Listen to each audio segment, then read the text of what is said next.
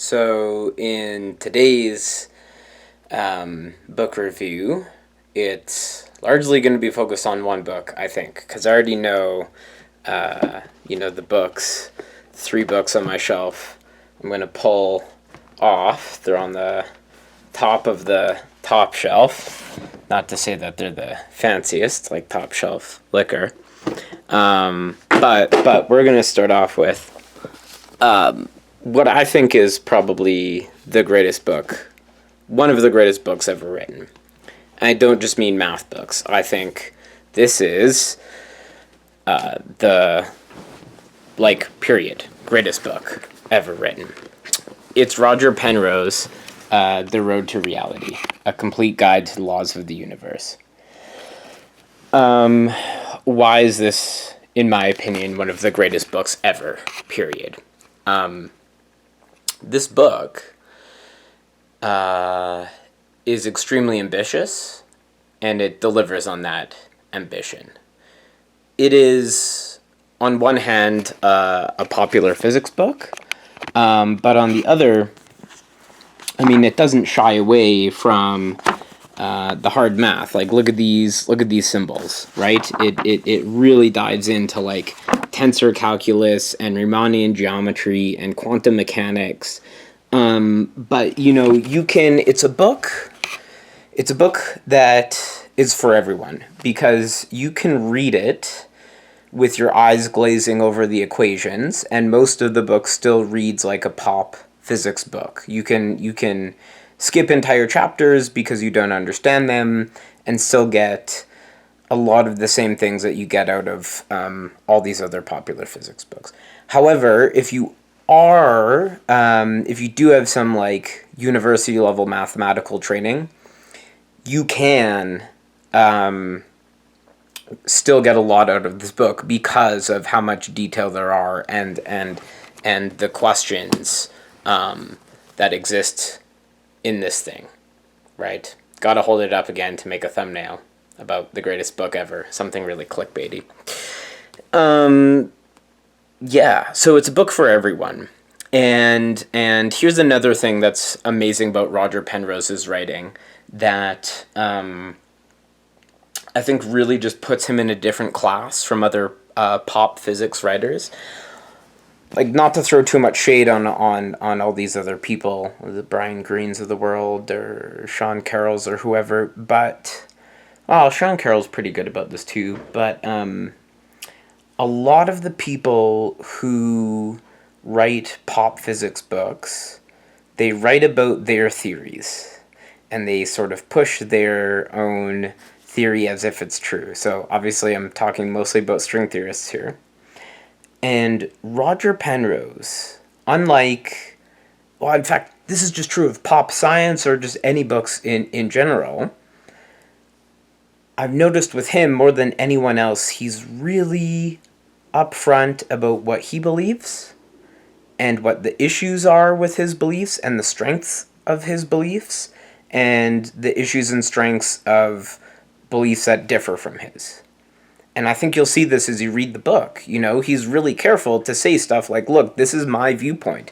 Here's why I think this is the right viewpoint, but I could be wrong, right? And other people just aren't saying that. Of course, that is the case, but he's just more honest about these things, I think. And it's refreshing for someone to be so honest about their physics. Let's just jump into a quick, review of the table of contents. So like I said, this book is for absolutely everyone, high school students to professors.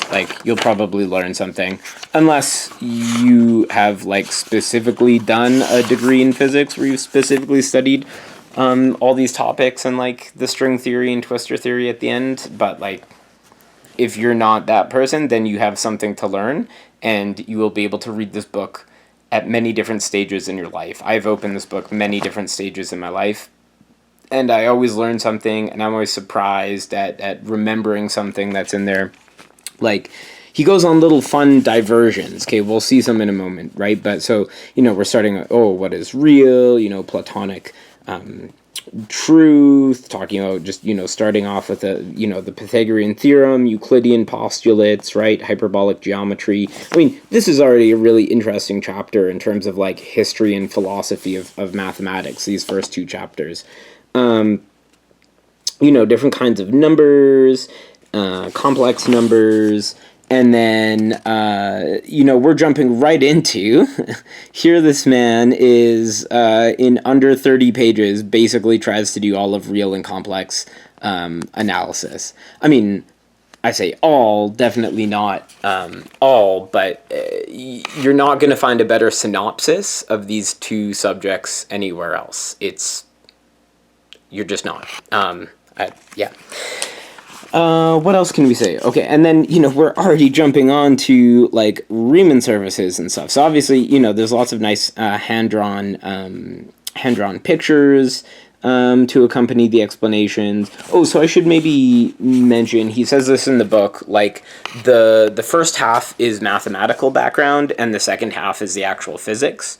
So you can sort of, if you want, if you're a less experienced reader of this book, you can sort of go through the math lightly, take a bit as you need it, and maybe go quicker on to the physics, and then flip back to the math sections as you need it, as he references them, right?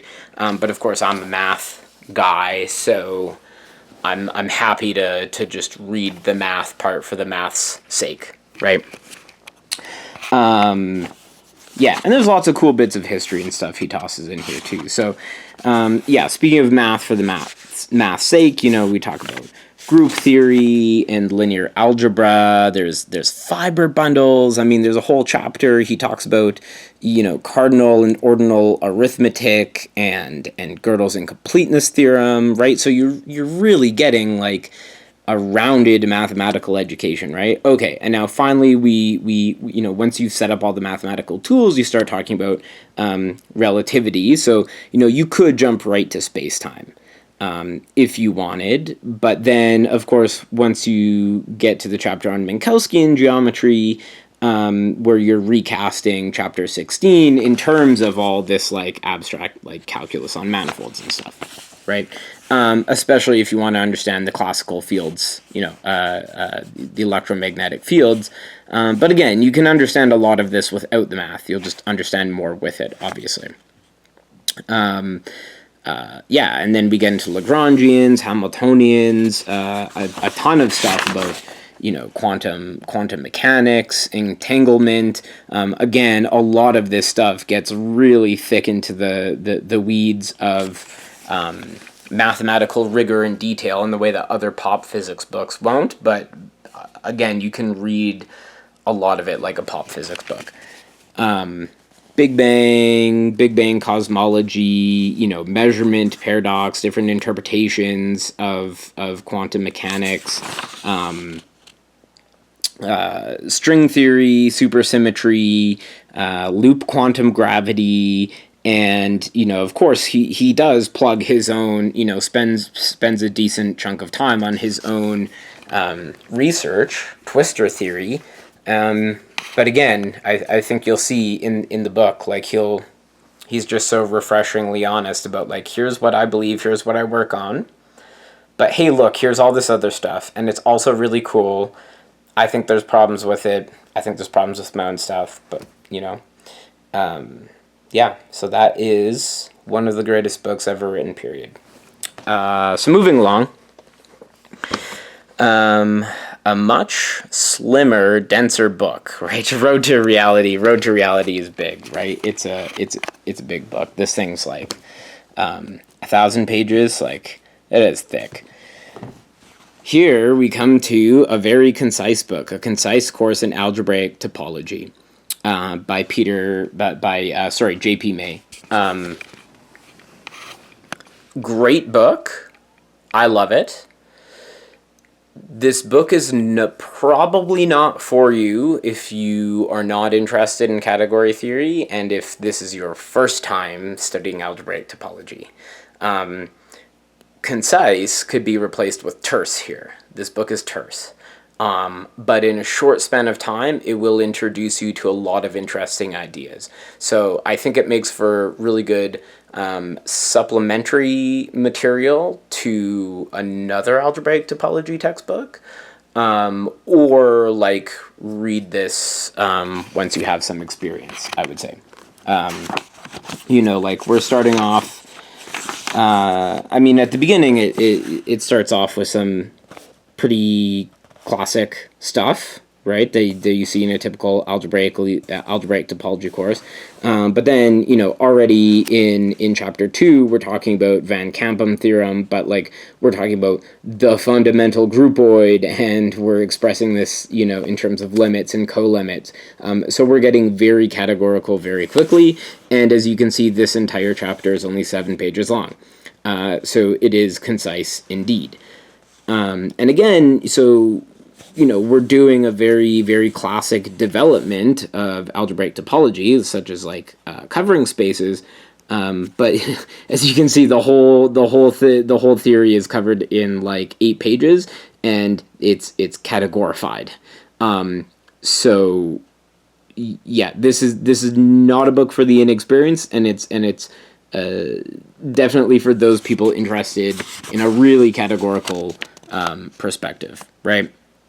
Then we move on, we're talking about fibrations and cofibrations, related sequences to those, and, we're already, by page 63, we're talking about higher homotopy groups. Then there's also, suspension, excision, like classical stuff. We move over sort of things slow down for a moment. You get some homological algebra, but then like already you're talking about the axiomatic perspective of homological algebra, right? So again, like a very abstract version of this. Where to go from there, right? So, and then towards the tail end of this book, you get lots of really interesting nuggets of gold, like Poincaré duality theorem, right? Absolute classic. There's a section on index theory. There's, characteristic classes and their relationship with algebraic topology, even some K-theory. Hey, that reminds me of a really good channel on YouTube. And just a bunch of interesting other stuff. And it's all in, if you include everything, it's like 238 pages, and that's like appendices and all this stuff. So the book is not joking when it says concise. But it's good. And it's good exposure to a lot of interesting and different topics. And finally, to make this probably the most varied in terms of genre of the series so far, I'm going to bring you to the book that I learned set theory from. Introduction to Set Theory by Herbachik and Yek. I think that's how you say their names. This is, I have not read a lot of books on set theory, so I don't know how this compares, but I have very fond memories of studying this book earlier, in my undergrad, quite deeply, at least the first half of the book, whatever we covered in class. This is also one that has, I think, lots of little interesting hidden gems, like yes, it's an introduction to axiomatic set theory, like ZFC. It's a real set theory book. But yeah, there's also, I think, just lots of little nuggets of relations to like interesting mathematical problems, So I guess we'll just jump into the table of contents. Those who have, longtime followers of the channel who have seen some of my set theory videos, I was loosely following this book. So, of course, we start off, axiomatic set theory from ZFC, like really proving things right from the axioms, going step by steps. Relations, functions, natural numbers, recursion, right? I loved, telling people that, you don't prove like commutativity of addition until page 50 of this book, right? So that's what I mean. Like, we're really building up all of math from the foundations here. I used to jokingly call this book the Bible, and I had. Well, ZFC, I think you know, if you take foundation or anti-foundation, then there's 10 axioms. So I had written on my wall for that period in my undergrad the 10 commandments, and it was just the 10 axioms of ZFC plus foundation set theory. Yeah, getting back into it. So lovely chapter about, you know, cardinal numbers, you know, the Bernstein, Cantor, Schrader theorem, cardinal arithmetic, which is just so cool, right? You're doing and ordinal arithmetic, alephes, right? It's the math you want to do, like when you're arguing in the schoolyard about, yeah, well, I'm like smart infinity plus one, but it's, you know, we're making it legitimate. Really fascinating stuff. And yeah, speaking of things that's in here, like in the normal form chapter, there's this, they talk about Goodstein sequences. There's this this channel that used to exist from PBS on YouTube called Infinite Series.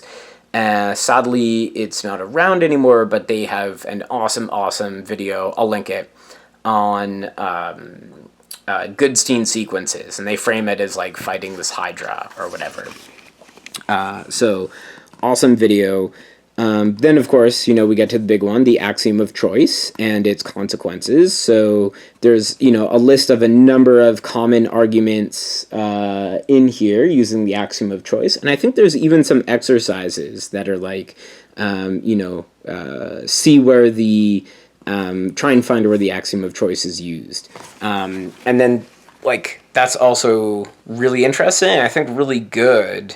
Because I think, you know, I'm not a total, I mean, okay, I think it's impossible to successfully argue that a non-constructive proof is better than a constructive one, right? Like, it's just better to have a constructive proof, right? I'm not going to say no one should ever do non-constructive math, because whatever, it's interesting, it doesn't matter, take whatever axioms you want, who cares? But I think it's a good skill because I do think we take it for granted, constructive versus non-constructive, and the axiom of choice being non-constructive, I think, is really slipped in subtle ways, and we sort of neglect to say when we're using it and when we're not. And I think there's interesting consequences surrounding that. So I think those are really good exercises to be aware of. Obviously, especially as a set theorist, if you're interested in set theory. Yeah, so then, you know, coming back, we do like arithmetic of cardinal numbers. Again, you know, talking about like large cardinals and just like, you know, stupid infinities beyond any infinity you've ever conceived. Sets of real numbers, and then, you know, there's a whole thing like Borel sets. Like, there's really interesting, I think, still open questions surrounding Borel sets in set theory. Combinatorial set theory, which is really interesting. You know, there's ways to like generalize trees in very, very general ways in terms of like ordinal numbers, and you get really interesting sort of like infinite combinatorics. Oh yeah, sorry, large cardinals is here. And then there's interesting, you know, there's a whole chapter on the axiom of foundation and, you know, whether a set can belong to itself or not, and the consequences of saying yes and the consequences of saying no. And it's just fascinating. And then, yeah, the very end of the book ends again with, you know, revisiting choice and sort of overviewing everything you've learned in the book. And it's just fantastic. Yeah, all around great book. Yeah, what can I say? I think there's a sequel, actually. I think they wrote a sequel. Or maybe just a book specifically on the axiom of choice. But there's definitely a follow-up to that. Actually, there's a follow-up to this one I forgot to mention. I I don't know, it's called like a more concise course or something, but it's really like part two. It's like assumes you know stuff from the first book. So that's going to do it for today. And take care. Let's talk about some more books in the near future.